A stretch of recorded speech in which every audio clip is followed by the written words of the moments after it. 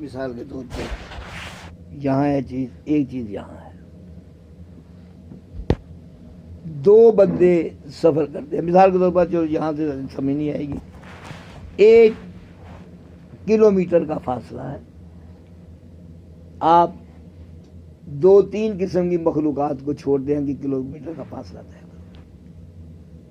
एक आप चूंटी को छोड़ते हैं, एक कछुए को छोड़ते हैं, एक खरगोश को छोड़ते हैं, और एक मोटर बाइक पे,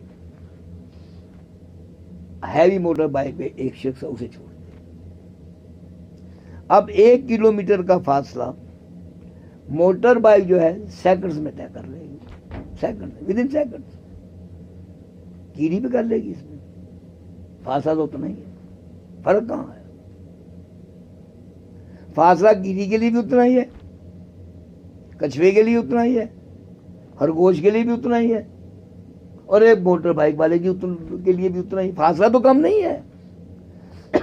फिर कीड़ी जो है, ये फासला आप लगाएं कितने दिन लेगी, और मोटर बाइक वाला चंद सेकंड में चला जाएगा, क्योंकि उसकी स्पीड ही साल को 200-250 किलोमीटर है, तो किलोमीटर में क्या वो पहुंच जाएगा। एक ही फासला मुख्तलिफ किस्म के जो है, एक इंसान है, एक जानवर है, 3 जानवर है, एक उनमें मेमैलियंस है, और एक हशरातुल अर्ज़ है, दूसरा रेप्टाइल है। रेप्टाइल में भी आ जाता है, दूसरे में भी आ जाता है, ये जो कछुआ है, रेंगता भी है, चलता भी है। बहरहाल अब आप देखें कि आपके पास जानवर है, एक ने फासला जल्दी तय कर लिया, इंसान ने, दूसरा खरगोश, उसने चंद फलांगे लगाई, 1 किलोमीटर का फासला तय कर लिया। तीसरे नंबर पे आ जाएगा कछुआ, आधे का बहुत आहिस्ता चलता है, लेकिन कीड़ी से भी तेज चलेगा। चौथे नंबर पे कीड़ी आ गई। तो अब चारों ने 1 किलोमीटर का फासला तय किया है, फासला एक जैसा है, लेकिन उन्हें फर्क लगा है। बस इसी फर्क को आप रूहानियत में ले आए कि रूहानियत वाले के पास ये मेथड है कि इस फासले को जल्दी कैसे तय करना है। आम आदमी के पास मेथड नहीं है, उनके पास मेथड है कि कैसे उन्होंने इस फासले को जल्दी तय करना, वो कर लेते हैं, तो लोग इसे न जाने क्या से क्या बना लेते हैं। तो ये एक फर्क है कि कोई वजूद का ऐसा इस्तेमाल करता है तो पता ही नहीं लगता, सारे काम होते चले जाते हैं।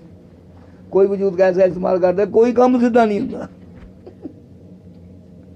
मुझसे क्या होगा, कुछ भी नहीं होगा। तो इसलिए इस्तेमाल करना है इस जहां में रहकर, तो जो जहां में रहकर इस्तेमाल करने के जराए हैं वो इस्तेमाल करें,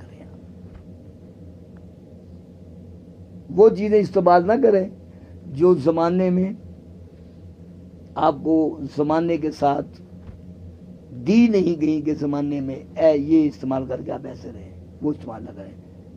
मेरा मतलब परसेप्शन, माइंड जमाने के लिए इंटैक्ट रहने के लिए नहीं है, माइंड आपका है, आप जमाने में कैसे रहते हैं, जमाने में रहने का नेचुरल प्रिंसिपल कौन है, इसको आप अलग रख दें। माइंड आपको, आपके पास है कि आप जमाने में कैसे रहते हैं, तो माइंड को हम अप्लाई करते हैं, जमाने में हम इस तरह से रहते हैं, कोई चीज हमारी समझ में नहीं आती। माइंड को छोड़कर वो तरीके इख्तियार करें जिस तरीके से हम ये सीखें कि जमाने में रहना कैसे है, हम जमाने में कैसे कामयाब तरीके से रह सकते हैं, फिर ठीक है, फिर आपको हर चीज समझ में आनी शुरू हो जाएगी। लेकिन जमाने को अगर आपने अपनी निगाह से देखा कि ये तो ऐसे है, ये तो ऐसे है, तो ये समझ में नहीं आएगी कोई भी बात। क्यों कि आप जमाने को समझ रहे हैं अपने माइंड के एतबार से। जमाने को समझिए कि जमाने को समझने के लिए जो नेचर ने असूल मुरतब फरमाए हैं कि जमाने को जानना है, जमाने को समझना है, 5 सेंसेस से काम लें आप। इससे ऊपर की बात है तो इंटेलिजेंस में चले जाए आप, सारी समझ आ जाएगी आप।